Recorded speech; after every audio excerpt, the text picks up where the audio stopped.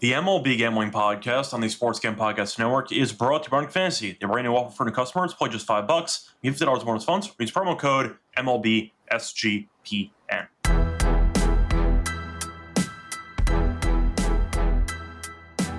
And welcome, everybody, to the MLB Gambling Podcast here on the Sports Gambling Podcast Network. It is currently Monday afternoon, September 8th, around 5:30 p.m. Eastern Time. I'm your Scott Rochelle, once again joined by Dylan Rockford together to break down the games here for the Tuesday card. Dylan, how's it going with you? What's up? I'm doing well. Good to be back on the show. I haven't been on in a few days, but it's good. Happy Monday. I'll tell you this. I don't know if you've been driving lately, but back to school and this traffic's been insane lately. Definitely. I mean, being in traffic's never fun, but especially around this time of the year. Especially when you have stick. You have stick. Oh. Terrible. I'm a stick guy. I like it. I think you actually have more fun, but not in traffic. Either way. Yeah. Well, you get to practice your, your usage of stick in traffic. So, there's that. It was fun. I learned doing valet in high school. I learned on other people's cars, so it was always nice. Nice. Yeah. Did you have like a Ferris Bueller joyride situation, or you just actually parked it? Honestly, the only thing I've ever done, I took it like 3-4 blocks. There's a Wawa by my house. I took it like by a Wawa to pick up coffee for everyone, but that's it. Well, either way, I do like Wawa. So yeah, Wawas are great. How was football Sunday for you? Good? Profitable? I'd say yeah. I think for the most part it was. For the prop side, for the side stuff, not that great. Mm-hmm. I had a teaser which won. I like teasers personally, Same. So I had a 2-pick teaser there which worked out. But yeah, overall, I'd say most people probably struggled with the sides in week one. It felt like a lot of games were close, and a lot of the favorites, I don't want to say didn't cover, but it felt like a lot of favorites were struggling. I'll put it that way. Yeah. And whether they won or not didn't really matter because they didn't cover. So I feel like that was the issue a lot of people ran into. But how was your week one? Yeah, overall, it was pretty good outside of our Jets blowing the game, man. It was good. I hit on Jacksonville, the Browns. Outright, the dog of the week was the Raiders. What else? I hit on a teaser as well. I got Minnesota tonight. We'll see how that goes. I think it's just because I'm high on J.J. McCarthy in my fantasy. But other than that, it was pretty good. Our Jets should have won, man. It was a tough game. I mean, they should have. At the end of the day, a 60-yard field goal is a 60-yard field goal. Yeah. And he made it with probably 5-6 yards to spare. I mean, that ball was destroyed. Is Boswell the best kicker in the league? He's up there. I don't know if he's the number one. I would still take Aubrey in 2 seconds over anybody. But I mean, like big-time game kicks. He's hit a lot. Well, it depends how you define big game kicks, because the Steelers haven't actually had a big postseason game in probably like 5-6 years. So yeah. I don't know. And of course, it used to be Tucker, who was horrible for the last year or two, and now he's out of the league. Mm-hmm. But I think if you're asking who's the best kicker in the league, I would go Aubrey at this point. But Boswell's on a short list. Yeah, it was a tough day for kickers yesterday. It was. Shout out to Matt Prater, though, who joined the team and then had the game winner against Baltimore. Yeah. So either way, nice job. I didn't even know Prater was on Buffalo. No. And then apparently none of his teammates did either. But he joined them midweek, so it worked out. But yeah, nice job by Buffalo with that crazy comeback there in Sunday Night Football. But either way, time to move on into the baseball card for Tuesday. Anyway, before we get into any of the games for Tuesday, reminder that we have a nice discount code on the merch store. If you use the code football at checkout, a quarter off everything. So keep that in mind. Make sure to check out the MLB Gambling Podcast, the NBA Gambling Podcast, Tennis Gambling Podcast, Pointers, whichever merch you actually choose to get. It's all discounted. So use the code football at checkout for 25% off everything in the merch store. So moving on to the actual games here for Tuesday. Starting off with the Pirates against the Orioles. So for this one, you have Burrows against Bradish. For the pricing, I see Baltimore minus 164. I see Pittsburgh at plus 138. For the over-under in this game, I see 8.5. So I'll ask you, because Pittsburgh has been really bad on the road this season. Baltimore has not been good. They're 11 games under, but they're only 5 under on at home, I mean. Burrow's had a pretty weird season. Bradish has been okay since joining the team mid-season. What do you like in this one? Because I think I actually do like Baltimore, but 160 and change is kind of expensive. So what are your thoughts? Yeah, I do like the Orioles here as well. I don't like backing the Pirates on the road. They just got swept by the Brewers, but it is the Brewers. But Orioles have actually been playing pretty well. 4 of the last 5 games they've won against good teams at that. And on the other side, I'm just not a big Mike Burrows fan, to be honest. He doesn't really go long into games. I feel like offensively, after that nice streak for Pittsburgh, they've kind of cooled off a little bit. And offensive on the road, they might be one of the worst offensive teams. So I think this might be a good spot for Kyle Bradish, to be honest. So, yeah, I agree. Minus 164 is a little heavy of a price. I only made him a minus 150 favorite, but I do think Baltimore is the right side. Maybe plus 122 on the run line, maybe first 5 minus a half, but yeah, I think Baltimore is the right side. Yeah, I think that Baltimore simply put the more talented team at this point. Pittsburgh's been hanging around, I guess, and they're kind of, enjoying their home field, but on the road, they've been terrible. So I'll go Baltimore in this game. Moving on to the next game, you have the Royals taking on the Guardians. You have Cameron against Cantillo. For this one, you're looking at the Guardians being favored slightly, minus 125.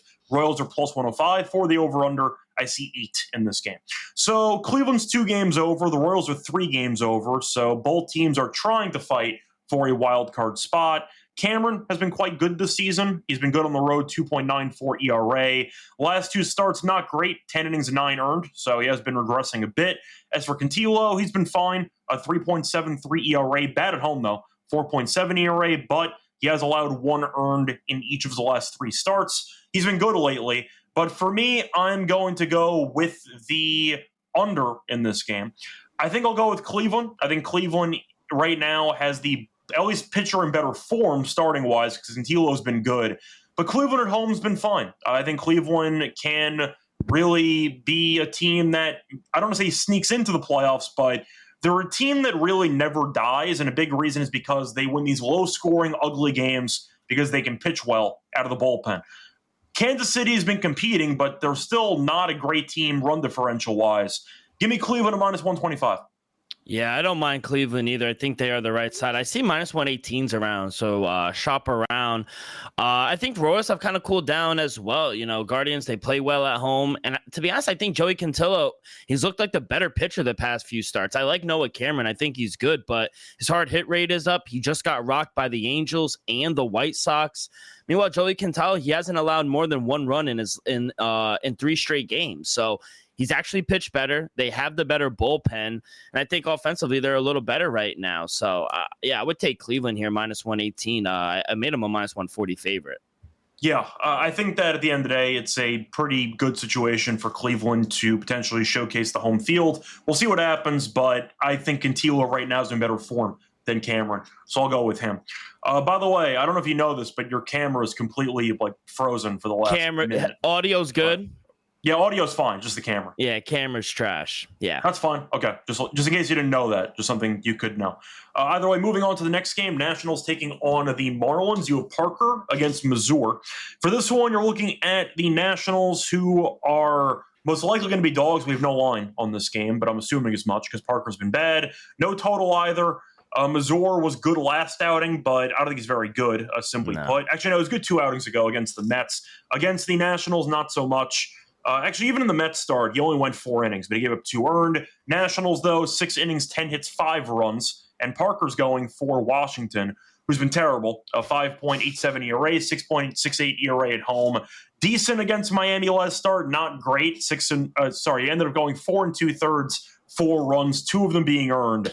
But he's been really bad. Missouri's been really bad. Give me the over. I don't trust either pitcher in this game. Yeah, I would agree. Just look at Mitchell Parker's last outing against Miami. He didn't look good. Only gave up 2 runs, but the game finished with 15 total runs. So he gave up 31 runs in the month of August. He's been terrible. I don't trust the bullpen of either team as well. So, yeah, I made my total 9.4. I'm surprised we don't have lines up for this one. But, yeah, I would agree. It's either over or pass for me. I don't want to back either side in this one. Yep. Moving on to the next game, Mets taking on the Phillies in what could be the series of the week, or I should say the series of the next few days. We'll see. For this one, you have Manaea against Suarez. For the pricing, the Mets are dogs. Philly is about minus 140. I see the Mets at around plus 120. For the over-under, I see 8.5. So I know Manaea is not your favorite pitcher at this point in the season because he's not been very good. He has given up at least 4 earned runs in... it's been a decent amount of starts lately. 5 of the last 6. He's allowed at least 4 earned runs. As for Suarez, he had a great start to the season. Recently, he has picked it back up again after a bit of a struggle, say a couple weeks ago. but his last 4 starts, he's allowed 3 runs combined. So Suarez has been finding ways to shut down opposing offenses. I'm going Philly in this one. The Mets might own Philly, but it's mainly in Citi Field. I think it's a different situation here. But simply put, Manaea has been really bad. So give me Suarez at home at -140. Yeah, I agree. The Mets have had the Phillies number, but like you said, it's only in Queens. And to be honest, I really haven't liked what I've seen out of this team recently. The offense has kind of gone cold the last few games. Now staying on the road where they struggle in general offensively, facing Ranger Suarez, who's been really good for the Phils. I just think this is a really bad spot for the Mets. Phillies are 4-1 straight up in Rangers' last 5 home starts. And to be honest, I agree. I think the handicap was pretty simple. It just came down to, do we really trust Sean Manaea, who, to be honest, after last season has been very disappointing for the Mets. 6.53 ERA, batters hitting almost 300 off of him. Just think this is a really bad spot. We're only getting -140. Yeah, I'll take the Phillies as well. Yep. Moving on to the next game, Tigers taking on the Yankees. Yankees have actually won a couple series against good competition. Houston's 12 games over. I'm not sure they're good, but they won a series against the Astros, and they ended up being the Blue Jays 2 out of 3 in Yankee Stadium. Still at home, taking on the Tigers. Tigers, we know, are 20 games over 500. You have Mize against Warren for this one. For the pricing, I see the Yankees being -160. I see the Tigers being +135. For the over-under, I see 8.5. So the Yankees, as I said before, have been playing good baseball lately. I believe they are only 2 games behind the Blue Jays for first place in the division. Mize was struggling, was good against the Mets the last start, 5 innings, 1 run, but he's been pretty underwhelming for the last month or so. Warren, though, is a guy who I acknowledge has been better at home, 3.3 ERA at home. But go to lately, last 2 starts, 10 innings, 2 earned. Not going much distance, and I still think he's one of the more vulnerable guys in that rotation. I think 160 is a massive line, just simply put. So even though the Yankees have been playing good baseball, and I get you could argue they should win, and I'm not sold on Mize either, I can't lay 160 with Warren against Detroit. I just can't do that. Give me the Yankees give me the fading of the Yankees here at around +135. If the Yankees were like -125, I would take them. But 160 is egregious to me. Give me Detroit. Honestly, I took the Tigers, and I was surprised. I was going to be like, Scott's obviously going to take his Yankees because they've been playing really good baseball, but it's a big price. It's huge, and I'm so glad you said that. I only made the Yankees a -125 favorite, so it's spot on to exactly what you said. +133, I was able to get Detroit here. I don't think Will Warren is all that good, in my opinion. He'll have a good game, and he'll have a bad game. He's a fine back-end rotation starter, but that's not worth laying 160 against. No, right now one of the top seeds in the AL. And to be honest, Casey Mize is the same thing. I just don't like seeing either of them, and I think we're going to start seeing Will Warren regress here. He's given up 5+ hit in 4 straight games. I actually like the over, if anything. Fading both of these 2 pitchers, 2 top 10 lineups.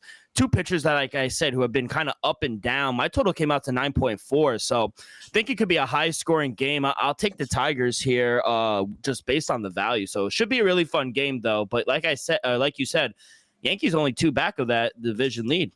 Yeah, definitely a nice comeback by them over the last couple of days where they lost the first game of the series, felt like it was going to be rinse and repeat again. But they buckled down, and they won the last 2 games. And they were close, too. They were able to survive the last 2 games. So, yeah, we'll see what happens. But 2 games back, hanging in there, and we'll see if the Blue Jays can hold serve or if they're going to potentially fall apart. Do you worry about Boston at all? They're only 3.5 back.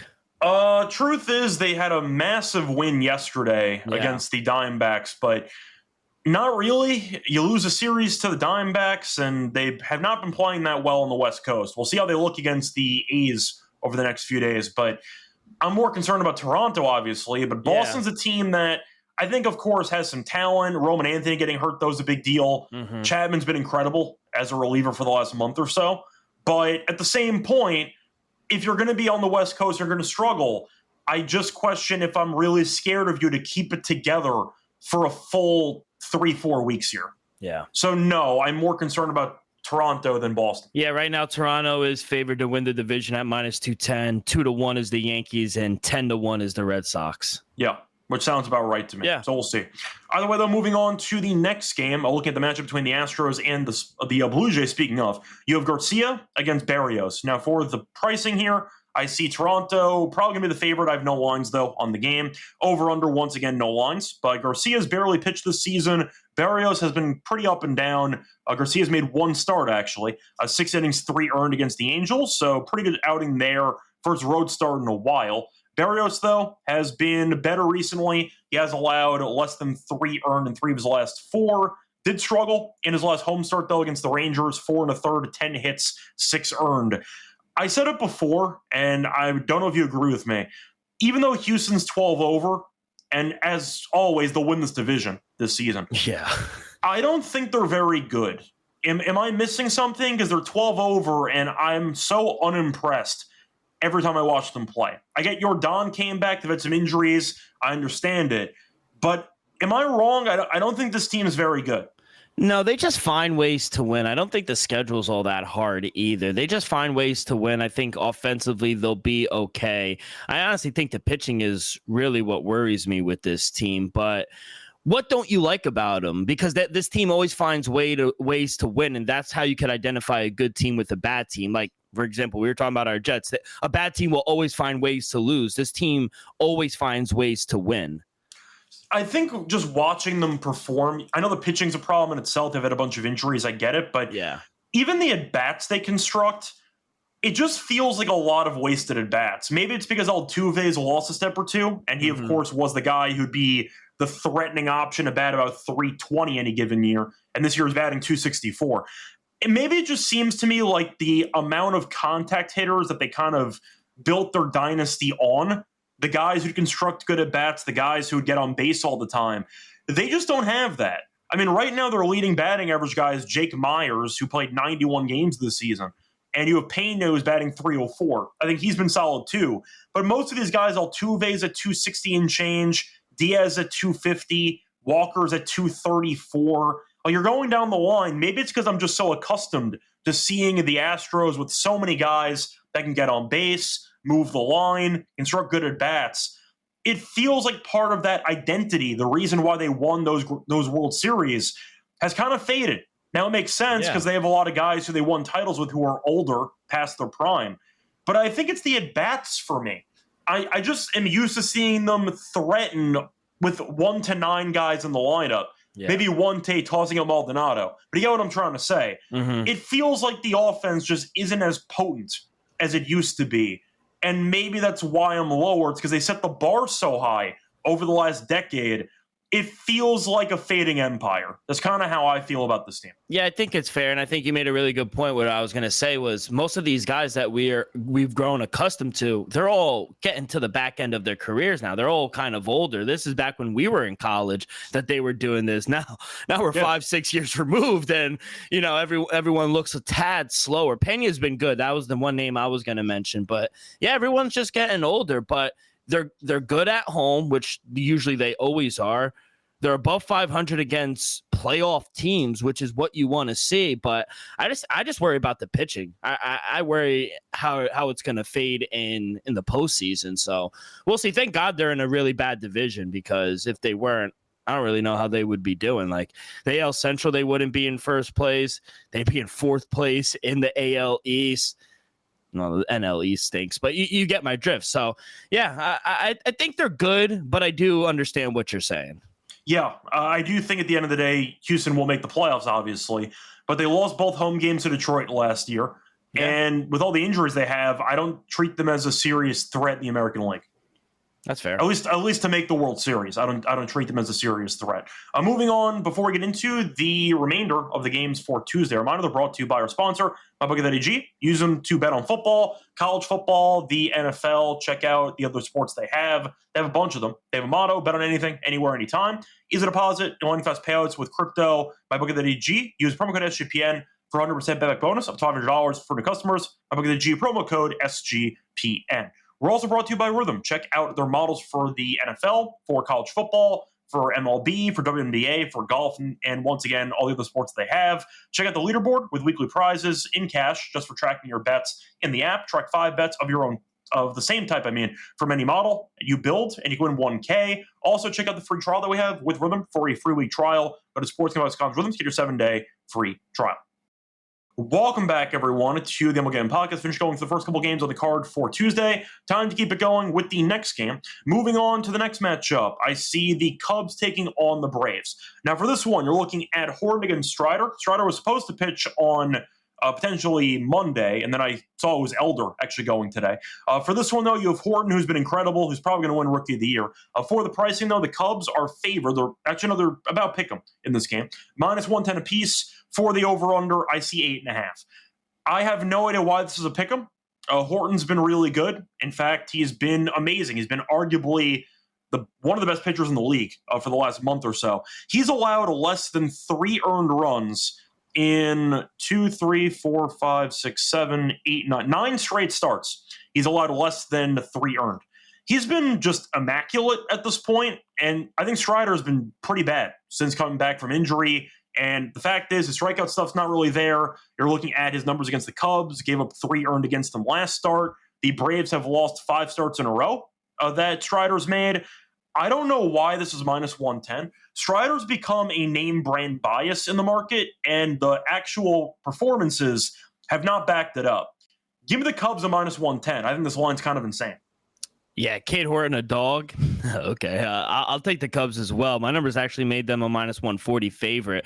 I don't care the Braves are at home. I don't think they deserve to be the favorite. They stink. 3-7 their last 10. They're under 500 at home. They just lost 2 or 3 to the Cubs, a week ago?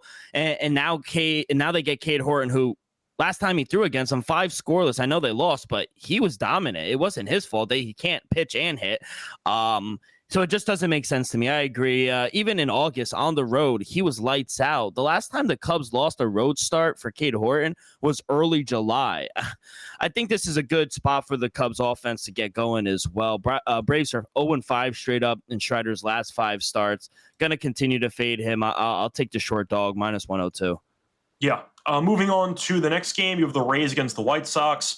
Looking for this matchup in the pitchers, you have Hauser against Gomez. For the pricing, I see no lines, so apologies there. For the total, once again, no lines, but I'll ask you because Tampa will be favored in this game.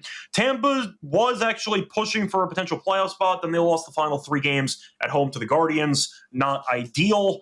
I'll ask you because the White Sox, we know, are a pretty bad team, but at home they can be feisty on occasion. And you're looking at the White Sox this season being 12 under at home. Not bad when you're 34 games under overall. But I'll ask you because Hauser has been good this season as a whole. Recently, though, not great. He has allowed 4 earned in 2 of his last 3 starts. What do you like in this game? Because I think I am going to go with Tampa, but I don't know the pricing, so I really can't give out much. Yeah, honestly, no lines, but honestly, the White Sox have been feisty this past week or so. Depending on the numbers, I only made the Rays a minus 135 favorite. I might take Chicago. The offense has been better for them recently, and the Rays just got swept by the Guardians, which is, Scott, is never a really good sign. So I think a regression might be coming for them. At home is really where you want to back Chicago. So yeah, and Adrian Hauser hasn't been all that special to me either. So I probably would take the White Sox. The Rays are probably going to be a heavy favorite here. Anything a plus 135 or better, I'll probably take the White Sox. Yep. I can get behind that too, but it depends on what the price is, simply put. Moving on to Milwaukee, taking on the Rangers. For this one, you have Peralta against Leiter. For the pricing, we have no lines. Milwaukee should be favored in this game, but we'll see. You're looking at Peralta, who's been amazing for the last month or 2. So Peralta's actual numbers are kind of insane. He's allowed 0 runs in 5 straight starts. 0. So he's been perfect, basically. As for Leiter, he's still young. He's figuring it out. He's had an okay season, and I will point out that recently he's been pretty good. He has given up 4 earned in his last 3 starts combined. First glance, I like the under, but we have no lines. So I can't really break it down, but I'll go Milwaukee because I'm not picking against Peralta. Yeah, this should be a really good series. I know you mentioned the Phillies and the Mets, but I thought it was actually going to be Eric Fetty, but I could be wrong. I know MLB has TBD, but I thought I saw Eric Fetty. He only pitched like a half an inning on Saturday, but regardless, both teams are playing really well. Honestly, I like Jack Leiter. I think he's been really good at home, 6-2. Batter's only hitting 209 off of him in Texas. He's only allowed 2 runs in the last 15 innings at home. I feel like if the Rangers could get him some run support, they should win this game. So maybe eliminate the bullpens, first 5 under. You mentioned Freddie Peralta's numbers. He's been good. Jack Leiter's good at home. I like the first 5 under. I think we see a low-scoring game. I probably would take, if Freddie Peralta is pitching, probably Brewers around -130, -135. But yeah, I probably would take the first 5 under. I like both of these pitchers, and I'm hoping the Rangers could win. I hope they could create some drama in that division. Yeah, we'll see. I don't know if they'll be able to create some drama, but who knows? We'll see what happens. But yeah, they got Butchie, so. Yeah, Rangers might end up making the playoffs. We'll see what happens. But moving on to the next game, Twins taking on the Angels. For this game, you're looking at Matthews against Hendricks. So I really don't like either pitcher. You have the Twins at -115. You have the Angels at +105. For the over-under, I see 9 in this game. So Zebby's been up and down this season. Both pitchers, pretty similar stats. Zebby's been good the last 2 starts, though. 12 innings, 3 runs combined. But his ERA on the road has been underwhelming. 5.77 ERA. Besides that, you're looking at Hendricks, who's pitching, who has been pretty similar, home and road, and like Matthews, he's been good lately. Last 2 starts, 12 innings, 3 earned runs. I know Buxton's kind of banged up. We'll see if he's in the lineup or not. Who knows? With Buxton, you never know. For this game, I think going into the series, I told myself whoever the dog was I would take, and the Angels are +102. These teams are similar. They both stink. Yeah. Give me the plus money. Like, I don't see any value on any favorite in this series entirely. So give me the Angels at plus money. I'm not betting this game. Yeah, I'm not going to bet this game. I don't want anything to do with either side. I probably would take the over 9 at -105. My total came out to 9.3. Kyle Hendricks is not good. I liked him back in the day, but he's just not. He's in the tail end of his career. 4+ runs given up in his last 3 home starts. And the last time he faced the Twins actually scored 7 runs off of him in 3 innings. And you mentioned Zebby Matthews is not good either. He's been up and down. 5.77 road ERA. Batter sitting almost 300 off of him away from Minnesota. So 2 bad pitchers, 2 bad bullpens. We love that combination for an over. The over has actually been profitable in Anaheim as well. 40 and 29 towards the over. So I don't really care who wins. I think we'll see some runs. So yeah, I'll take the over 9. Yep. Moving on to the next game, you have the Reds taking on the Padres. So for this one, you have Littell against we don't know. So for this one, for the actual pricing, we have lines. Somehow, even though I don't know who's pitching for San Diego, supposed to be Cortez. He got hurt, so he's not going to be pitching. I think it's Michael King returning again for like the third return. Yeah. We'll see what happens. But San Diego's -184. I see the Reds at +154. For the over/under, I see 7.5. At 7.5. I have to imagine it is King because that sounds like a number that he would be getting. Definitely not a line that Cortez would be getting, obviously. Now, for the performances recently, San Diego won the final 2 against the Rockies. They had lost 5 in a row, so they were playing bad baseball, but the Rockies helped out, I guess. For the Reds, they won a series against your team, and they have been hanging around, I'll use the word. Like, they have not been very good recently. They are, just for reference, they have won, they're 4 and... what is that? They're 4 and 8 in their last 12. So not good, but at least they won a series against the Mets. I don't want to lay this with San Diego. I mean, King's barely pitched this season. He's been injured numerous times, and I don't know what I'm going to get from him. Do I like Littell? Not really, but San Diego's not been good recently. I'm not going to overreact to 2 good games against the Rockies. So for pricing, like I said about the Yankees, I think the line's massive.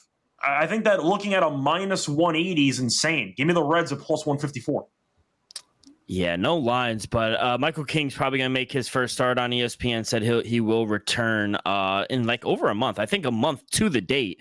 He came back, he appeared, then he got injured again. He went on the shelf for a month, so we'll see what happens. But yeah, both teams really haven't been playing the best, honestly, right now. I actually like the Padres backing them at home. I just don't know what we're going to get out of King and Scott, I'd like to fade pitchers coming back, especially off of a month who has just been constantly hurt. And I don't know. Zach Littell hasn't really looked the same either. The last 3 games, he hasn't looked good. I don't mind fading him. This is another line where 7.5, I know it seems right, but my total came out to 7.9. Maybe we'll see some runs here. Fade both of these pitchers, maybe a first 5 over. I think we'll see some runs here. So, I take the over if anything, but I probably wouldn't bet the game. Yep. Moving on to the next game. I can understand your argument, by the way, about San Diego, but it's the price for me. I just can't 100%. Take that at minus 180. Moving on to the next game, Cardinals taking on the Mariners. So for this game, you're looking at the matchup between Liberatore and Kirby. For the pricing here, Seattle's minus 210. I see St. Louis at around plus 175. The over-under is at 7.5. So Seattle was struggling. Then they took on the Braves, and like the Padres, they exploded offensively in the last two games of that series because they absolutely destroyed Atlanta in those last two games. 28-4 in the last two games, but besides that, they've not been good. So we'll see what happens. But the Cardinals, we know, are a team that's a lot better at home than on the road. St. Louis, just for reference, is 31-38 on the road. For Liberatore, recently, he has been fine. Gave up no runs against the A's, gave up 3 runs in 5 innings against the Reds. He's going to give up some runs, some contact, but he'll try to hang in there. Kind of like a lefty Kyle Hendricks, where it might look ugly, but it's about 5 innings, 3 runs. It's kind of what you're looking at. But Kirby's been underwhelming this season. We know that stuff-wise, he's much better than Liberatore. I'll ask you, though, because 220 feels massive, but if you want to go for the run line on Seattle, you can find Seattle minus 1.5 at around, I see even money, and I see the Cardinals minus at a plus 1.5 at minus 120. What do you like in this game? I feel like it's a pretty tricky line based on the price. Yeah, we talked about value basically all episode, and I know the Mariners are really good at home, but there's no part of me that can't take the Cardinals right now. I feel like this number is way too high for Seattle. I only made them a minus 155 favorite. Over a $2 favorite with George Kirby is crazy to me. I feel like you have to take St. Louis here. Liberatore, he's not that good. He'll give up 3-4 runs, but if they could somehow get to Kirby, which the way he's been pitching is definitely possible. Like, he just got smoked in his last start. I think Cardinals are live. Seattle's offense does drop off in Seattle. On the road, offense picks up a little bit, but at home, it does drop off. So plus 175, I feel, in my opinion, I feel like you have to take St. Louis with the value. Yeah, I agree. I like the over, though, in this game. I see a 184 on FanDuel if you want to go for that. But even better. The point is 7.5 feels too short. Kirby gave up 7 earned last start. Liberatore, I'm not a fan. So give me the over in this one. Moving on to the next game, you're looking at the Diamondbacks taking on the Giants. For this one, you have Gallen against Ray. Gallen's turned it around lately. He's been really good, actually. Gallen, for the last couple of starts, he's allowed 1 run in his last 3 starts combined. So he's been good. We know Ray's been good this season. Ray's 10-6, 3.31 ERA. Recently, though, not good. He has given up a total of 11 runs in his last 2 starts combined. For the money line, Giants are favored minus 140. Gallen's a plus 120 with the Diamondbacks. The over-under is at 7.5. Said it before, but based on current form, I think this price is insane on San Francisco. Arizona's been competitive lately. Won a series against the Red Sox, and Gallen's been great, and Ray is not. So give me the Diamondbacks plus 120. Yeah, this one probably was the toughest game in a handicap, I thought. It's a coin flip game. These two teams are so identical. I'll admit, Zach Gallen has been better recently. Excuse me, but I do think Robbie Ray is the better pitcher overall. Tough road trip for the Giants. I think coming back home is going to help this team offensively a little bit. Arizona really isn't the best road team either. I think I'd rather back them against righties rather than lefties as well. So, like I said, I probably wouldn't bet this game, but I do lean Giants. I made them a minus 145 favorite, so I see minus 135. Lean to the Giants, but I don't feel very confident about it. Yep. Going to the next game, Red Sox taking on the A's. You have May against Springs. So for this one, the Red Sox are favored, minus 118. I see the A's at around plus 100. For the over-under, I see 10 or 10.5. So first glance, I like the over. Just looking at the actual matchup here, I'm not a fan of Springs. He has been worse at home. The good lately, though, he has allowed less than 4 earned in 3 straight. But at home, his numbers aren't that great. The Red Sox offense can be dangerous, and we know this ballpark is very, very hitter-friendly. May got acquired mid-season. Has not really been that good. His ERA on the road is 6.59. Was good against the Guardians, kind of, last outing. He only gave up 1 run, but he went 3 innings. So can't really use it in terms of, say, a turning point for his season. I don't really trust either pitcher here, so I'm going to go with the over. I think a flat 10 makes sense. I think that each team could score 5, and with that being the case, you might end up getting an automatic win if it goes to extras. Give me the over in this game. Yeah, I agree. Over 10, if anything. It's another game where I really don't want to back a side, but I do think we'll see some runs. I see some 10.5s out there, so grab a 10 if you like the over. My total came out to 10.4. Dustin May really hasn't looked good since coming over from the Dodgers. 5.68 ERA. He doesn't go long into games, and the A's can score runs. They're averaging 461, 4.6 runs per game at home. Boston is another team that could score runs. They have a top 10 offense. And going up against Jeffrey Springs, he's another guy, 4.73 ERA at home. He's given up 3+ runs in 3 straight games. Both teams are profitable towards the over. So, yeah, this is another chaotic, high-scoring game. I agree. I'll take the over. I just think that, once again, it's a matchup with two pitchers that I don't trust at all. And Boston's bullpen's been a mess. Outside of Chapman. But Chapman's been incredible. Yeah. The point is getting to Chapman's been a problem because it feels like every other reliever is just not trustworthy. But somehow they're still only 3.5 back. That's my point, though, is that you could argue that they should be arguably leading the division if they had even a decent middle relief. But by the way, we got to do better on our futures. They keep hanging 82s, 83.5 for Boston's win total. It just goes over every year. Yeah, Mal and I love the over during the every offseason. year. We talked about it. But Cora finds a way, and this team's not bad. Moving on, though, to the final game. Rockies taking on the Dodgers. We did not save the best for last. You have Marquez against Sheehan. For this one, Dodgers are minus 330. I see the Rockies at around plus 250. The over-under's at 9. So Marquez has had a bad season like most Rockies pitchers. 3-12, 6.19 ERA. Recently, not good. 9 1/3, 12 earned in his last 2 starts combined. Sheehan has been okay. Good at home, 2.63 ERA. Last 2 starts, 11 2/3, 2 earned runs. The Dodgers should win. They've been really bad lately, though, so that's kind of why it scares people off. But minus 1.5, minus 140, sure, I guess. I mean, 140 is not that expensive when you factor in the 320 and change money line.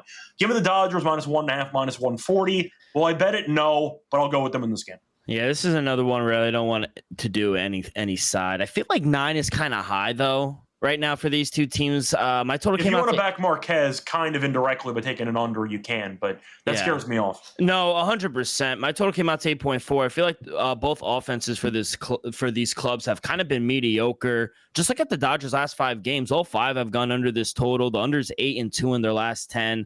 I just worry about the bullpens, especially Colorado's, who they look at their last series. They've given up a ton of runs this past weekend. So maybe a Rockies team total under. Emmett has actually been serviceable at home for the Dodgers.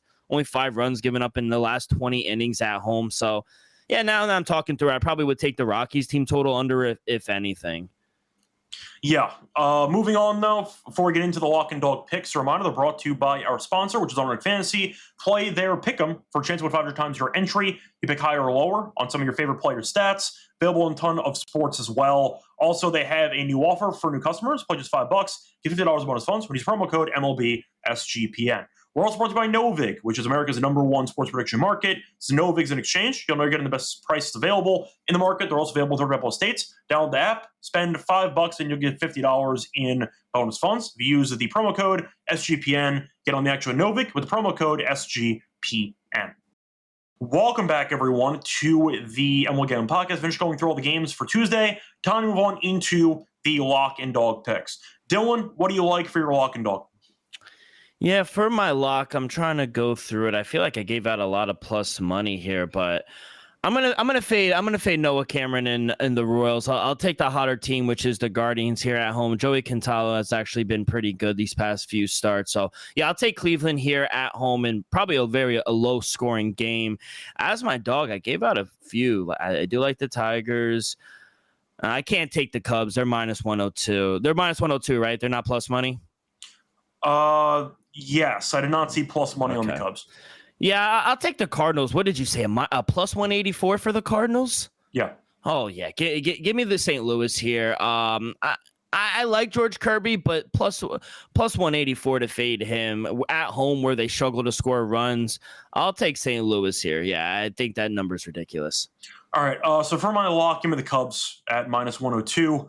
Got to take it at the end of the day. I don't think Strider's been good. Horton's been incredible. And I do think the Cubs are the better team, obviously. Atlanta lost their last 2 games by basically 20-plus runs combined, obviously. So with that being the case, not in good form. The Cubs could use some wins, and the fact this Horton's been great. Give me the Cubs money line at -102 as my lock. For my dog, give me Arizona at +120. Gallen's been good. Ray is not. And as you said before, these teams are kind of identical to each other. Give me the pitcher in better form. I think 120 is a good price. The Giants laying 140 feels pretty massive to me. Give me Arizona in what could be a very close game at around +120. It's going to wrap it up for the show, though. Dylan, anything else you want to add? No, just good luck on your bets. Hey, we're like less than a month away from playoff baseball, so cannot wait for that. Who do you got tonight, Monday Night Football? For Monday Night Football, I think the Bears win. Well, hopefully for my sake, JJ McCarthy at least goes off. That's kind of the thing, though, is that I don't think Caleb Williams is that great, but I think Ben Johnson's an offensive genius, and Goff was awful without him on Sunday. And McCarthy is still a rookie. I know that technically he's not, but he didn't play a single NFL game last year. Yeah. And I thought that he was a game manager at Michigan. So I don't actually know if he's that good. So it's a massive quarterback question. I like the under in the game, but I'll go with the Bears at home. All right. Well, good luck. Enjoy. Yep, we'll see. Anyway, till next time, find me on Twitter as Radio. Find him on Twitter at Rocket2Ks24. Till next time, good luck to all of you and all of your bets. Bye, everyone.